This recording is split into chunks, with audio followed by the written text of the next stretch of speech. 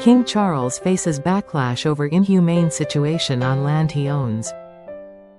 King Charles III has found himself at the center of mounting controversy after campaigners accused him of allowing an inhumane situation to persist on one of his privately owned estates in the West Country. The row centers on the Duchy of Cornwall, the sprawling portfolio that generates millions annually for the heir to the throne. Activists and local residents have described living conditions on certain tenanted farms and cottages as unacceptable and shockingly substandard in the 21st century. Photographs and witness accounts show damp walls, leaking roofs, mold-infested bedrooms and heating systems that barely function. One tenant, speaking anonymously to a national newspaper, said her family had endured winters where indoor temperatures rarely rose above 12 degrees Celsius. Children were sleeping in coats because the bedrooms were freezing. She told reporters, tears in her eyes during the interview. The Duchy of Cornwall owns more than 130,000 acres across England and Wales, including large swaths of farmland, woodland and residential property. It provides the principal private income for the Prince of Wales and is managed as a commercial enterprise with a duty to beneficiaries.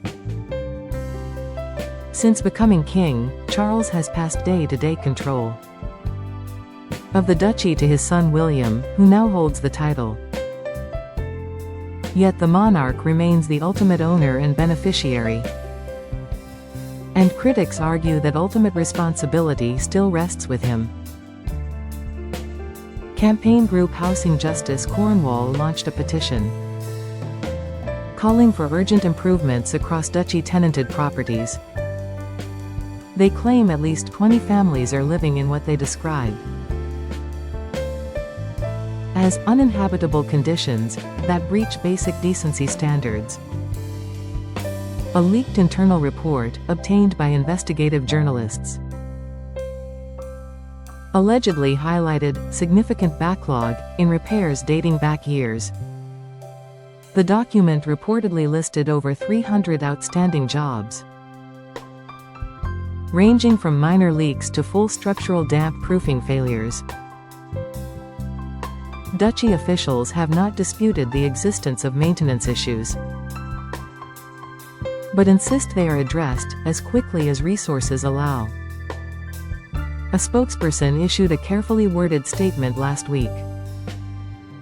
The duchy takes its responsibilities as a landlord extremely seriously and invests millions each year in maintaining and improving properties.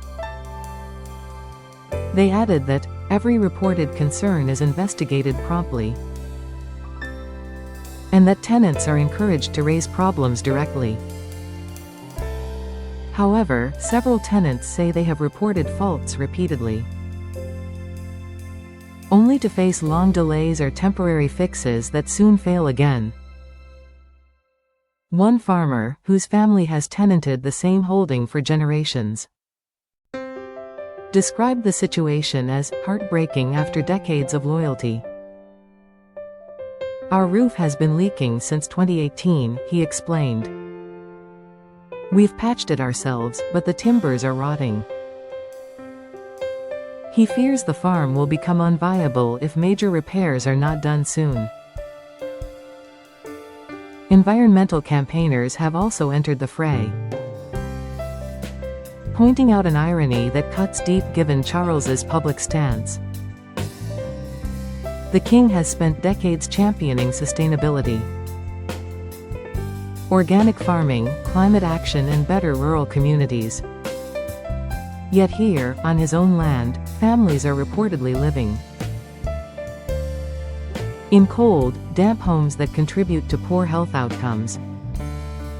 Public health data shows damp housing linked to respiratory problems, asthma flare-ups and increased mental strain among children. One doctor from Cornwall wrote an open letter to the king, published in a regional newspaper, urging immediate intervention. "Your Majesty, you have spoken so passionately about well-being," the letter began. "Surely the people living on your land deserve the same care you advocate for elsewhere." The backlash has spread rapidly across social media platforms. Hashtags such as #DuchyDamp and #King Charles Homes trended briefly, as users shared images of moldy walls and broken windows. Some commentators drew uncomfortable parallels, with Charles's own vocal criticism of substandard housing elsewhere. In a 2022 speech, the then Prince of Wales called for urgent action on Britain's scandalous levels of poor-quality rental accommodation. Critics now ask why similar urgency has not been shown, when the properties in question belong to his private estate. Buckingham Palace has so far declined to comment directly, referring all inquiries to the Duchy of Cornwall office. The Duchy, in turn, has emphasized its overall investment record. Official figures show more than £20 million spent on property improvements in the last financial year alone. They also highlight energy efficiency upgrades, new insulation schemes and renewable heating installations. Yet campaigners argue these headline investments often benefit higher value or commercial properties first. Smaller cottages and remote farmhouses, they claim, are frequently left at the bottom of the priority list. A former Duchy employee, speaking off the record, said resource allocation decisions were always stretched thin. "Everyone wants their roof fixed first," the source explained. "But there simply aren't enough staff or funds to do everything at once." The controversy has also reignited debate about the Duchy's structure. Unlike the Crown Estate, which surrenders profits to the Treasury, the Duchy of Cornwall passes income directly to the Prince of Wales. This unique arrangement has long been defended as essential for maintaining the heir's independence from government funding. Critics, however, question whether such a large private estate should operate with less public accountability than state-owned land.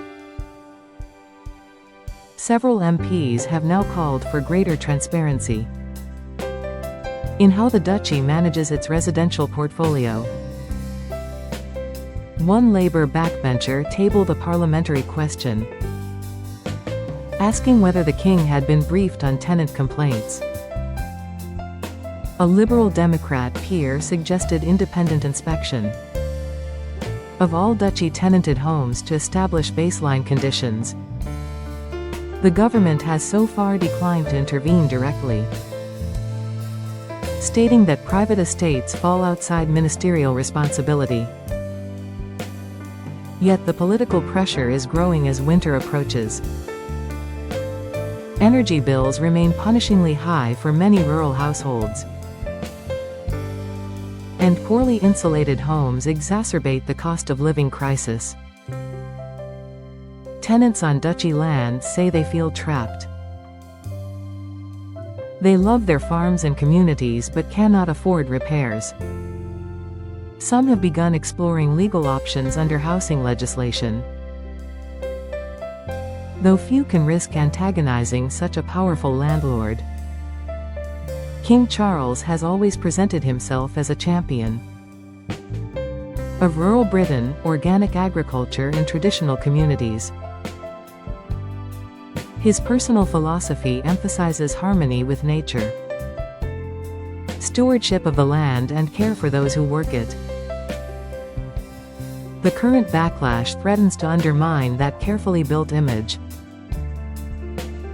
Supporters argue the king cannot realistically oversee every detail of a 130,000-acre estate's day-to-day management. They point out that he voluntarily pays income tax on duchy profits and has voluntarily increased transparency in recent years. Yet for the families living in cold, damp homes, such explanations offer little comfort on winter nights. As the story continues to unfold, the king faces an uncomfortable dilemma. Does he intervene personally to accelerate repairs, risking accusations of special treatment on his private land? Or does he maintain distance, allowing the duchy management to handle matters at their own pace, whatever the human cost? Either path carries reputational risk in an era of heightened scrutiny.